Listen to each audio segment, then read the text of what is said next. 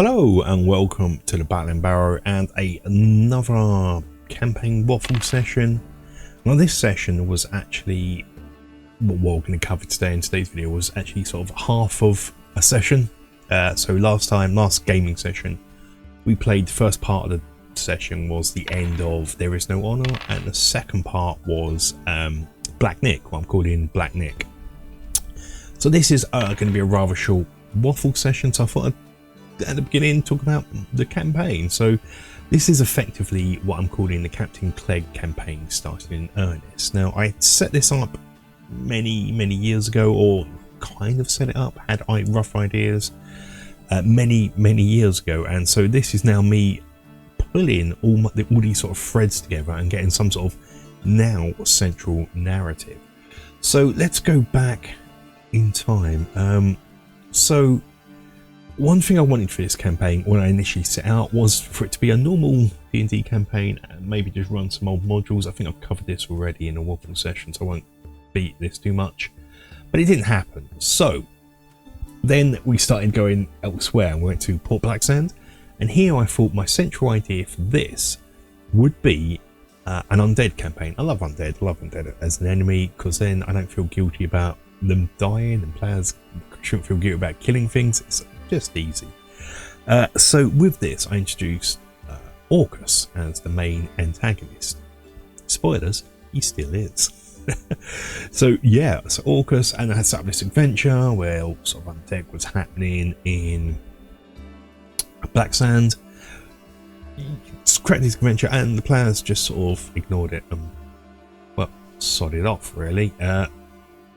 So when they returned, I did have this thing saying that the city was ransacked by undead because they didn't follow through with this adventure, and some other heroes had sorted this adventure out, which they met these heroes had sorted out in There Is No Honor. If you watch the first session of that, when they first meet up on Patreon, free, they meet up. Go to meet Lavinia. There's some adventurers in that they meet up, and it was those guys that sorted out our current players' mess. So okay, then again, there's sort of hints leading up to this. Then in Saltmarsh, at Halloween, I ran an adventure that's based on John Carpenter's The Fog movie. This was effectively Captain Clegg's men. Players didn't know this, still don't know this. If they're watching this, kind of they do now, but that was leading up to it. They then met a skeleton crew, a crew of skeletons later on, where they handed over a priest.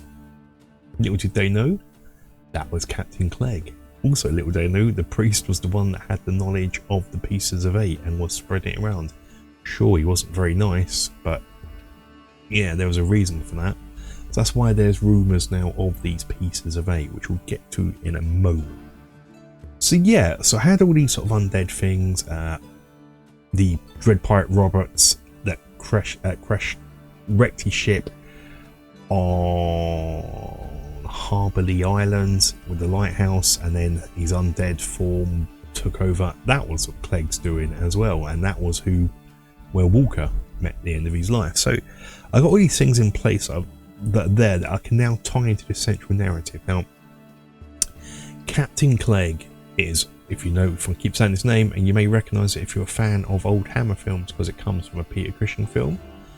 And so in my doings of redoing, yeah, that's English. In my sort of works of sort of redoing IRND to suit my campaign, because IRND had some great ideas making it sort of Polynesian themed setting, but then spoilt by all this tourism malarkey and stuff like that. So I sort of stripped out. I came across a couple of documents online, and one was Pirate Lord's Mystara, which I kind of took bits of for this campaign, you know, the concept of Pirate Lords, and in there's mention of a Captain Clegg and a Black Nick, and so I've taken that as the basis. If you've seen that document, you recognise this, but just thrown away the stuff I don't want. So you have Clegg, who was known as Caster Grace, kept that. Black Nick, his best friend, and Caster Grace's wife Imogen, who her and Nick elope. I've kept that, and I've sort of sowed those seeds into the campaign years ago as well. In fact, the players, their island is Imogen's final resting place, where Nick set up. So yes, I've got all this, so it looks like all these random things are now coming together in a nice central narrative, which is what I want as well. So yes, so Clegg is on his way to being an immortal. He was the original keeper of Galfenwood's book, the book that she stole, that was stolen from Clegg by some wizards of Glantry, who in turn was taken by a student of Glantry, Galfenwith. And so now he wants his book back, so there's a target on her head to get the book back. I love loving all these things I'm sort of tying up that would seem to be quite random and just come out of narrative play. I'm now, yeah, making some sort of good narrative. I forget the word because I'm waffling, and I'm trying to record this in my lunch break, and I'm already 15 minutes for me to my lunch break. So I've got time. Stop it! Carry on with the waffle. Cohesive narrative. I've already recorded this, but for some reason the recording stopped, which means I'm even shorter on time. Brilliant. Okay, so yeah, so I'm now getting all these seemingly random bits and pieces are now all coming together. So we have the undead Orcus attacking Port Blacksand, which he didn't deal with. We have that skeleton crew in the fog in Saltmarsh. We have Walker's death on the island, Harborley Island, at the hands of the Dread Pirate Roberts, the undead Dread Pirate Roberts. That was Clegg. They even met two drunk skeletons, which could be Clegg's crew deserting. So we had the skeleton crew, where they met the priest. That's all part of this, which I'm now all tying up. So the pieces of 8 are items that Clegg has put his soul into, that he needs to do to attain immortality.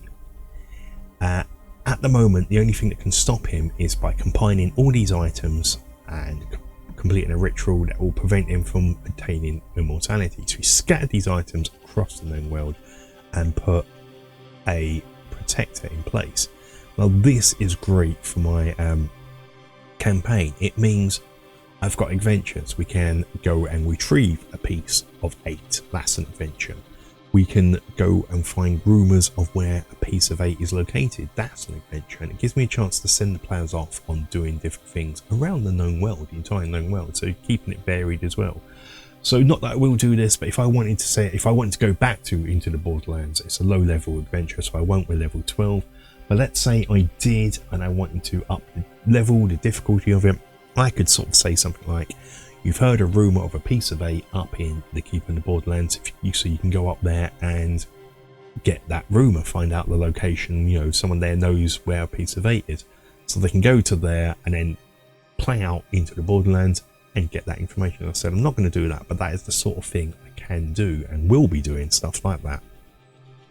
And of course doing one-shot adventures in between that are nautical, that just sort of fit, and if I want a bit of time to plan, sure.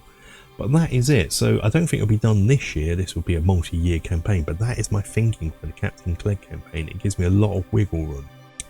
So the Black Nick adventure is the first part of the Captain Clegg campaign as a whole, that's specifically written to be part of it. It is inspired based on there was an old RPG system in the early 2000s called Pirates, I think by New Dimension Games, and they released an adventure, different adventures, and there was one there that this is really heavily inspired from, taking bits of, called the Westlander, up to a certain point. It starts off in the beginning where each of the people are in different locations in a town before they all meet up, and I wanted to get our party apart, so that's how I started Black Nick, with that sort of thing. And I wanted a bit of Quentin Tarantino time jumping. So we start off in the morning in Execution Hill with Galfenwith, watching someone be taken to be hung for robbing he used to run a tavern in Temple District, and he robbed the poor box, so he is getting hung. Whilst there, she gets pickpocketed, catches the person, but lets him go. doesn't contact the guards, lets them go. Then we jump to an Intrepid, but the evening before is why they're set. He is just out on the rocks by the harbour by himself, he's trying to do contact, speak to, doing his clerical things, speak to Khalifa, who is the immortal that he's a patron of.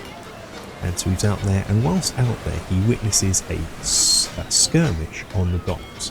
There's 3 guys assaulting 1 guy. He goes there to try and sort it out, deals with the 3, but the 1 guy, he's taken a mortal wound, and on his dying breath, and Intrepid, this letter, that basically is addressed to Lord Azure, and it talks about basically Clegg's treasure being found on an island, and the crystals. It mentions a crystal skull. Now this is the first piece of 8. It also mentions that the king has heard rumour and will be sending the navy down to get it effectively, so making haste to retrieve the treasure if we want it. Next we move to the same morning, back to morning with Gelfenwith, just a bit earlier than Gelfenwith, so Gelfenwith's the latest present. We've gone to yesterday evening, now we're just same day as Gelfenwith but earlier, and we go to Ash, who is just looking out to sea, and his vignette's quite a short one. He just notices the smoking wreckage of a ship. Now this is a ship that has been taken out by Clegg. Clegg was that close to them. He does a bit of investigation to find out what it was. It was a merchant vessel that got taken out. So Clegg's ship is like a pirate ship. Each ship it takes, it gets stronger and stronger. Taking this from sort of Dreadfleet by Games Workshop. So he's doing an investigation, and then next part of the journey is back to Gelfenwith on Execution Hill. As the guy's getting hung, he sort of pleads to her to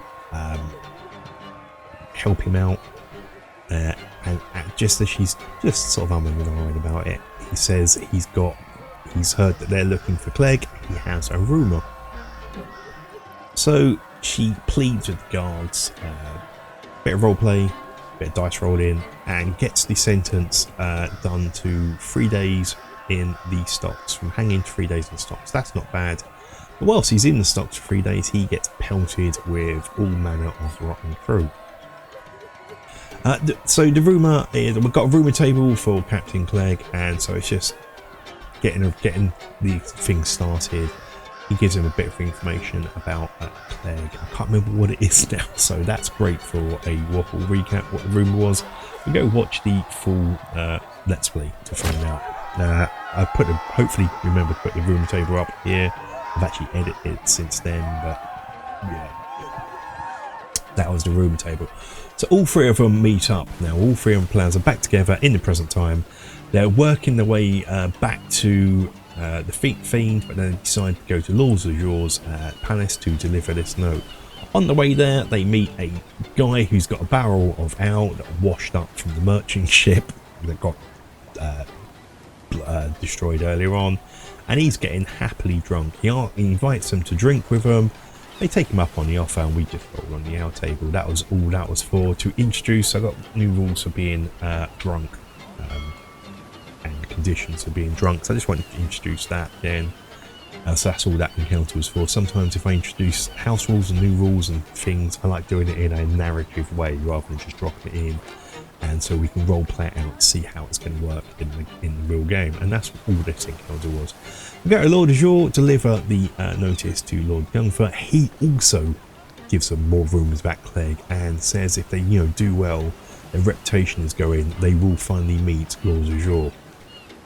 That it will probably happen next adventure in something I'm potentially calling the Tempest Rights. You may have heard that if you watch the Let's Plays, the full session plays. So yeah, let's have an adventure called that. With that, we go back to the Fiend, where there is a Captain Morgan in there who's just had a successful pirate raiding venture against the Phaeacians, and everyone's really happy. And his next adventure is to the Savage Coast, where he's heard that gold flows like water from a waterfall. And so everyone's jumping aboard to sign up for his ship. He's really happy. He speaks to the guys, the crew who are sitting down on the table in the Fiend, and plays it a bit cool, but then sort of lets them know that he knows something about Clegg. They're hunting Clegg. Khalifa has spoken to him and says they should definitely carry on with their journey if they're having any doubts whether they should go against Clegg. The answer is yes. He lets them know that Black Nick, Caster Grace's Clegg's best friend, isn't dead and is closer than what they think. In fact, he is down at the Black Lobster Tavern and should go there and find him. So the players do. They go to the Black Lobster, find out where Nick is, a bit of role play there, but he gives them the central background narrative of the campaign that Clegg was a cleric of, I can't remember if I covered this on the last Waffle session, but yeah, let's go over it quickly just in case I have. Clegg was a cleric for in Irendi for the People's Temple, but also served aboard a Irendi Navy ship. He was on board a treasure galleon on the way back to Irendi, bringing treasures to the king and queen. Then Black Nick assaulted it. During the confrontation, both ships sunk. Nick grabbed as much treasure as he could, including the crystal skull, and scarpered away on a rowboat, a jolly boat. He picked up 2 survivors. One of them happened to be just a normal sailor, and the other was Caster Grace. They made it to an island that had a native tribe on it, some old ruins, a volcano in the middle, and a skull-shaped cave entrance at the back. They kept themselves to themselves on the beach and kept away from the natives. Also, Nick fought, Grace didn't, which we'll cover this probably hopefully in the next part where the players explore the island. They were there for a year. The sailor went missing during that time. Caster Grace grew distant, just studying this awful, evil-looking tome book. What he was doing was reading the ritual to become an immortal. He'd already started that before he was on the island. He's already started to go a bit, as they say, he went from lawful good 5 years ago to neutral evil. Now, from reading this book, he'd already had a plan to become an immortal, but he was reading it from the wrong book, the steps in the wrong book that corrupted him. So he's already started his path to immortality then as Caster Grace, and the book, he just gets more and more evil as the time goes on. On the stay on the island, Grace would tell Nick about his wife Imogen. Just from the description alone and the stories he heard, Nick fell in love with her. They both got rescued by a passing merchant vessel and returned to Irendi, where Nick gave up his life of piracy and become friends with Caster Grace and Imogen. And so for a few years things were fine, but during this time obviously Caster Grace was getting more and more in depth into this book, and it's becoming more and more distant, more and more evil. To which point he one day struck Imogen. She was already fearing for her life with him, and so Imogen and Nick eloped, which was the final push of Caster Grace's insanity snapped, and that was where Caster Grace died and Captain Clegg was born. Nick and Imogen moved, eloped to, they found this small little island in the middle of the sea. That is now the players' island, and we've covered that in sessions where the players discovered their house, Imogen's grave, and sort of notes alluding to Nick, which is what gave me the idea to include him in this campaign and lead up to this bit, which is ironically a random encounter that sort of led to that whole house and that being there. So that's, sometimes random encounters can be lead to greater things. He tells them, gives them, lets them know this island is not on any chart, but knows where it is, and draws it on a map for them, so they've got know where they can get it. Everyone else searching for this, like the Keramikos Navy, will have a difficult time. There might be rumours about where it is, but they won't have the exact chart. So there is now a race on. The players don't realise there's a race on yet. But there's a race on who's going to get to this island first. And so with that, there's nothing for it but to set out to sea. Now the players, and Nerofil's player, does something really weird here. They have Tibbs as their captain of the ship. And they're setting sail, but they get him to stay behind to look after the fiend, the Fisherman's Fiend Thieves Guild Tavern. That means they're piloting the ship now without its captain. Now that, if they get into combat, the captain's stats play into how I'm doing my ship combat, which I might cover next video. It's largely based on someone else's work, but I'll cover that in the next video. I won't go on cover that here, this is already going on far too long. But we set sail, we have some encounters. Basically they've got to go down to the Three Sister Keys, you know, from sort of southwest from Irendi, and when they're there, travel southwest and they'll get to the island, Skull Island. We get there, and this is where the session ends. Going to say it's short sessions, it's halfway through, you know, another session split up into two, and I end it on they see a ship coming sailing from the west towards them, and it is Captain Juan. I can't remember the surname, but he is a Rakasta captain, and he is seeking them to surrender. He is going to plunder their ship. So we're pretty much next section going to start with ship combat. There are two other things I need to cover next session, just in case I forget to mention next session. There is also to the east, further out to the east, they see, they're gonna see, they haven't decided the session, so you're getting a bit of knowledge before my players. There will be a couple of Keramikan naval vessels travelling sort of southeast. These are looking for the island too, but they don't have the map, so they're just going by rumour, so they're not quite there, so the players do have time to get to the island before them. Also, they're out of provisions now. They've run out of provisions, so they're going to need to stock up before they travel any further. Now, the way I do this is I would plunder the pirate ship and just take their provisions. I mean, the pirate's going to be, Juan's going to be well disappointed when he boards their ship and finds pretty much the hold's empty because they don't have treasure yet and they've run out of supplies. But this ship looks well stocked. They can get supplies from there, or they can land on the Three Sister Keys. Now that is a problem on its own. I don't know if you know Mystara, what the Three Sister Keys are, but I'm going by, I think it's on Threshold magazine, covered it once about it being first island or something. But yeah, I won't go too much details on that unless the players land there. But that is it. Yeah, so let me know if you want me to cover the campaign in more details, the planning of it as well, do sort of vlogs of me planning it. Let me know if you want to see that. If not, it is something I do want to do, but I'll do it over on Patreon if it's not something you want to see on the channel. But that'll be it for this video, guys. Thanks for watching me, watching and listening to me waffle. Until the next one, stay safe, take care, bye bye bye.